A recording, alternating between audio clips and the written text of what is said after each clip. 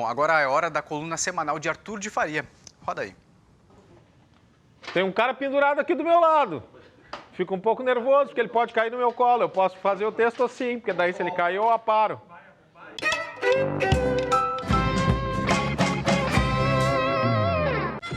Está quase tombando, literalmente, não no sentido alegórico, um prédio importantíssimo para toda a cultura musical do Hemisfério Sul, né?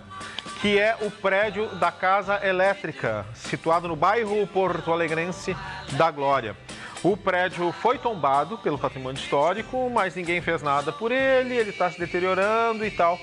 E se ninguém fizer nada logo, ele vai cair. Por que esse prédio é importante? O que era a Casa Elétrica? Entre 1913 e 1924, Porto Alegre teve a segunda fábrica de discos da América Latina, uma gravadora e uma fábrica. Desde do começo do século se gravava já em Buenos Aires, se gravava em Lima, no Peru, se gravava no Rio de Janeiro, se gravava em vários lugares. Mas somente em 2 lugares na América Latina, essas gravações tinham como ser prensadas e transformadas em disco. Em Porto Alegre e no Rio de Janeiro.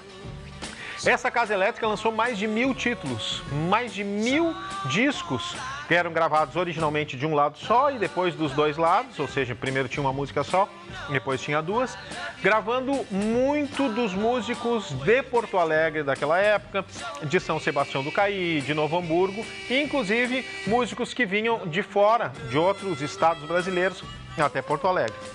Uma grande coisa, um assunto muito comentado e muito polêmico durante esses anos todos em que se vem recuperando a história da Casa Elétrica, é que em 1915 veio a Porto Alegre o cara mais popular do tango de então, que era o Francisco Canaro, el rei del tango. Isso é antes do Carlos Gardel, né? O Canaro veio a Porto Alegre, gravou aqui com músicos argentinos e músicos porto-alegrenses, um disco e prensou aqui. E esse foi o primeiro disco de tango prensado na América Latina.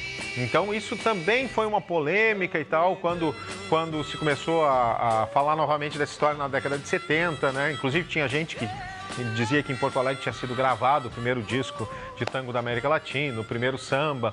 Não é exatamente isso, mas o fato é que se gravou muito nessa casa, que era dirigida por um italiano chamado Saverio Leonetti, que saiu lá da Itália para fazer a América, enriquecer.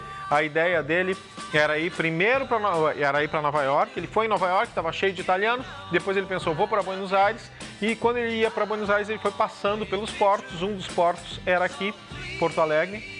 E em Porto Alegre ele gostou da cidade, foi para Buenos Aires, viu que já tinha muito italiano lá tentando a vida e voltou para Porto Alegre e fez essa Casa Elétrica. Essa história está toda muito bem contada em 2 versões, né? A primeira, a verdadeira, no documentário casaelétrica.doc, e a outra, mais fantasiosa, no filme A Casa Elétrica, ambos do Gustavo Fogaça.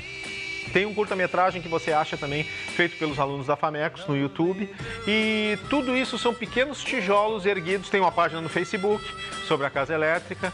Tudo isso são pequenos tijolos erguidos na tentativa de deixar de pé essa casa.